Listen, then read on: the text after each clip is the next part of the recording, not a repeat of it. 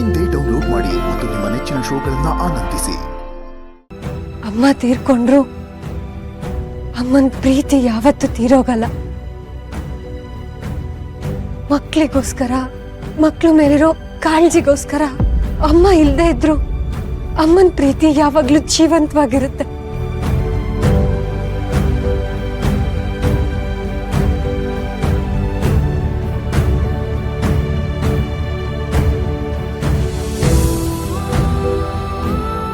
ನನ್ನ ಮೇಲೆ ನಂಬಿಕೆ ಇಟ್ಕೊಂಡಿರೋದಕ್ಕೆ thank you so much Durga.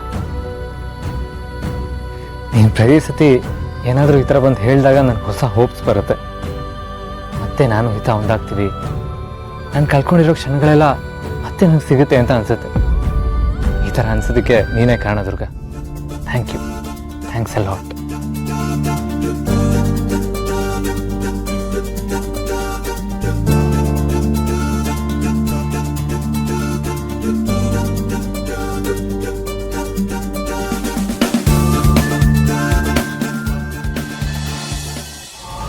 ಕಾಪಾಡ್ತೀನಿ ಅಂತ ಹೇಳಿದ್ನಲ್ಲ ಮಾಯಾ, ಕಾಪಾಡ್ತೀನಿ ಅಂದ್ರೆ ಕಾಪಾಡ್ತೀನಿ ಅಷ್ಟೇ.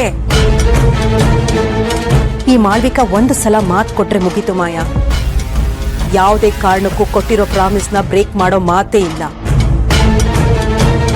ಕಾಮ್ ಡೌನ್ ಮಾಯಾ, ನೀನ್ ಯಾಕೆ ಇಷ್ಟೊಂದು ಟೆನ್ಷನ್ ಮಾಡ್ಕೊಂಡಿದ್ಯಾ? ಆದ್ರೂ ಷರತ್ತು. ಅಯ್ಯೋ, ನಿಂದೊಳ್ಳೆ ಕತೆ ಆಯ್ತಲ್ಲ. ಷರತ್ ಅಂತೆ ಷರತ್ತು. ಷರತ್ ಅಷ್ಟೇ ಅಲ್ಲ, ಪೊಲೀಸರು ಬಂದು ಅಲ್ಲಿ ಸರ್ಚ್ ಮಾಡಿದ್ರು ಅವ್ರಿಗೆ ಯಾವ ಕ್ಲೂನು ಸಿಗೋದಿಲ್ಲ. ನೀ ಸುಮ್ಮನೆ ಆ ದುರ್ಗಾ ಶರತ್ ಮಾತು ಕೇಳ್ಕೊಂಡು ಟೆನ್ಷನ್ ಮಾಡ್ಕೊತಿದ್ಯಲ್ಲ. ಯಾಕೋ ಗೊತ್ತಿಲ್ಲ ಮ್ಯಾಮ್, ಆ ದುರ್ಗನ್ ನೋಡಿದ್ರೆ ಸ್ವಲ್ಪ ಬೇರೆನೇ ಅನ್ನಿಸ್ತಾಳೆ. ಯಾವುದೇ ವಿಷಯ ಇರಲಿ, ನಾವೇನೇ ಮಾಡಿದ್ರು ಕೊನೆಯಲ್ಲಿ ಆ ದುರ್ಗನೇ ವಿನ್ ಆಗ್ತಾಳೆ. ಅದಕ್ಕೆ ಮ್ಯಾಮ್ ನಂಗೆ ಸ್ವಲ್ಪ ಭಯ ಆಗ್ತಾ ಇರೋದು. ಇಲ್ಲ ಮಾಯ, ನೀನು ತಪ್ಪು ತಿಳ್ಕೊಂಡಿದ್ಯಾ. ಆ ದುರ್ಗಾ ಯಾವತ್ತೂ ಗೆಲ್ಲೋದಿಲ್ಲ. ಗೆಲ್ಲೋದೇನಿದ್ರು ಈ ಮಾಳ್ವಿಕಾನೆ. ನೀನ್ ಅಂದ್ಕೊಂಡ ಹಾಗೆ ದುರ್ಗಾ ಕಾಳಗದಲ್ಲಿ ಗೆಲ್ಬಹುದೇನೋ, ಆದ್ರೆ ಮಹಾಯುದ್ಧದಲ್ಲಿ ಗೆಲ್ಲೋದು ಈ ಮಾಳ್ವಿಕಾ ಅಷ್ಟೇ. ಮಾಯಾ, ನೀನ್ ಎಲ್ಲಿವರೆಗೂ ಈ ಮಾಳ್ವಿಕನ್ ಮಾತು ಕೇಳ್ತಾ ಇರ್ತೀಯೋ, ಎಲ್ಲಿವರೆಗೂ ನೀನು ಈ ಮಾಳ್ವಿಕನ್ ಮೇಲೆ ನಂಬಿಕೆ ಇಟ್ಕೊಂಡಿರ್ತೀಯೋ, ಅಲ್ಲಿವರೆಗೂ ನಿನಗೇನು ಆಗೋದಿಲ್ಲ ಮಾಯಾ. Trust me, okay?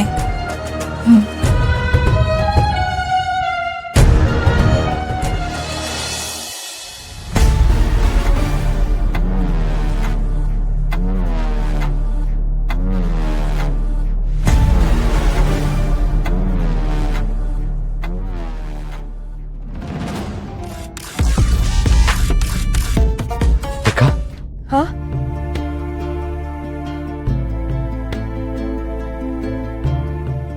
ಕ್ಷಮಿಸಿ ಬಾಸ್, ನನ್ಗೆ ಅರ್ಥ ಆಗುತ್ತೆ. ಈ ಜಾಗಕ್ಕೆ ಬಂದ್ರೆ ನಿಮ್ಗೆ ಮತ್ತೆ ಹಳೆ ನೆನಪುಗಳೆಲ್ಲ ಕಾಡುತ್ತೆ ಅಂತ. ಆದ್ರೆ ಏನ್ ಮಾಡೋದು? ಅಂಬಿಕಾ ಅವರೇನೋ ನಿಮ್ಮಿಂದ ದೂರ ಆದ್ರು, ಆದ್ರೆ ಪುಟ್ ಮೇಡಮ್ ಕೂಡ ನಿಮ್ಮಿಂದ ದೂರ ಆಗ್ಬಾರ್ದಲ್ವಾ?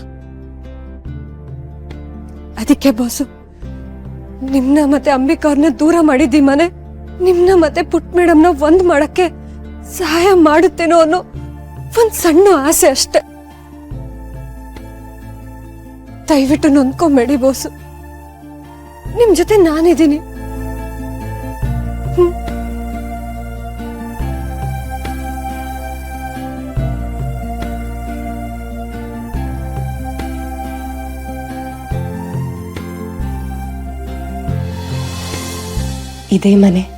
ಇದೇ ಮನೆ ನನ್ನ ಜೀವನನ ಸರ್ವನಾಶ ಮಾಡಿದ್ದು. ಈ ಮನೆಯಿಂದನೇ ಎಲ್ಲ ಮುಗ್ದೋಗಿದ್ದು. ಆದ್ರೆ ಈಗ ಅನಿಸ್ತಾ ಇದೆ ಇನ್ನು ಏನೂ ಮುಗ್ದಿಲ್ಲ ಅಂತ. ದುರ್ಗಾ ಏನೋ ಒಂದ್ ಸತ್ಯನ ಹುಡುಕ್ತಾಳೆ. ನನ್ ಸಾವಿಗೆ ಸಂಬಂಧಪಟ್ಟ ಏನೋ ಒಂದ್ ಸತ್ಯ ದುರ್ಗಂಗೆ ಗೊತ್ತಾಗತ್ತೆ ಅಂತ ನನಗ್ ಅನ್ನಿಸ್ತಿದೆ. ಆದ್ರೆ ಅಕಸ್ಮಾತ್ ಈ ಸತ್ಯ ಗೊತ್ತಾಗೋದ್ರಿಂದ ಏನಾಗತ್ತೆ? ನನಗ್ ಮುಕ್ತಿ ಸಿಗತ್ತಾ?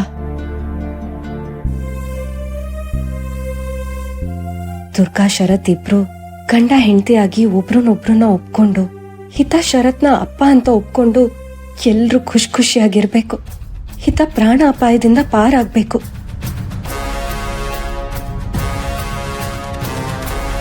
ಅದೆಲ್ಲ ಆಗೋವರೆಗೂ ನನಗೆ ಮುಕ್ತಿ ಸಿಗಲ್ಲ. ನಾನು ಇಲ್ಲಿಂದ ಹೋಗೋದೂ ಇಲ್ಲ. ನನ್ನ ಕುಟುಂಬ ಸುರಕ್ಷಿತವಾಗಿದೆ, ಖುಷಿಯಾಗಿದೆ ಅಂತ ನನಗೆ ಯಾವಾಗ ಖಚಿತ ಆಗುತ್ತೋ ಅವತ್ತು ನಾನು ಇಲ್ಲಿಂದ ಹೊರಡ್ತೀನಿ. ಅಲ್ಲಿವರೆಗೂ ನಾನು ಇಲ್ಲೇ ಇರ್ತೀನಿ.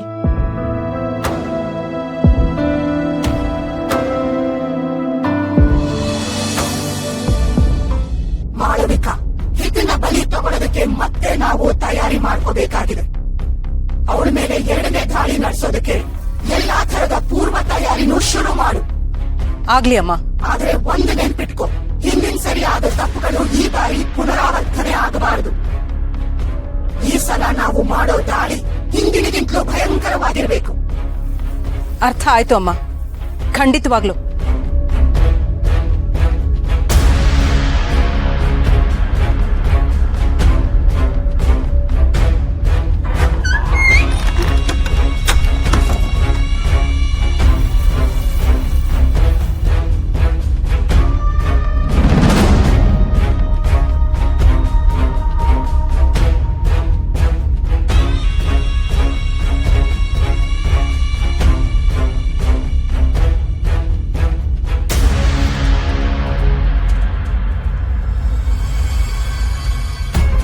ಇದೇನಿದು? ನನಗೆ ಈ ಮನೆಯಲ್ಲಿ ಬೇರೆ ಯಾವುದೋ ಶಕ್ತಿ ಇದೆ ಅನ್ನೋ ಥರ ಫೀಲ್ ಆಗ್ತಿದ್ಯಲ್ಲ. ಯಾಕೆ ಹೀಗಾಗ್ತಿದೆ?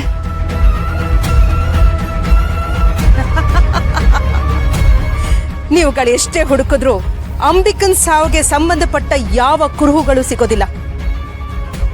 ಯಾಕೆಂದ್ರೆ ಆ ಸಾಕ್ಷಿಗಳನ್ನೆಲ್ಲ ಯಾವಾಗ್ಲೂ ನಾನೇ ಸರ್ವನಾಶ ಮಾಡಿದ್ದೀನಿ.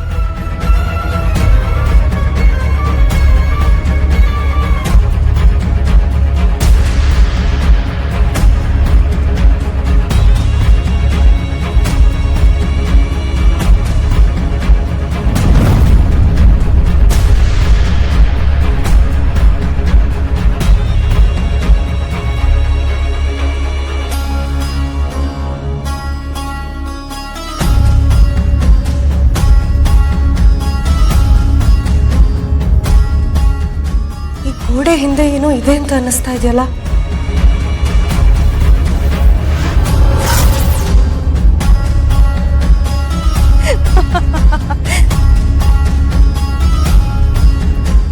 ಅಂಬಿಕಾ, ನೀನ್ ಏನೇ ಮಾಡಿದ್ರು ನನ್ನ ವಿರುದ್ಧ ಗೆಲ್ಲೋದಕ್ಕೆ ಸಾಧ್ಯನೇ ಇಲ್ಲ.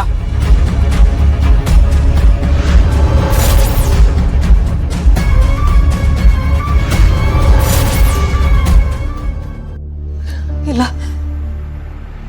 ನನ್ನೊಬ್ಳು ಶಕ್ತಿಯಿಂದ ಇದು ಸಾಧ್ಯ ಆಗಲ್ಲ. ದುರ್ಗಾ,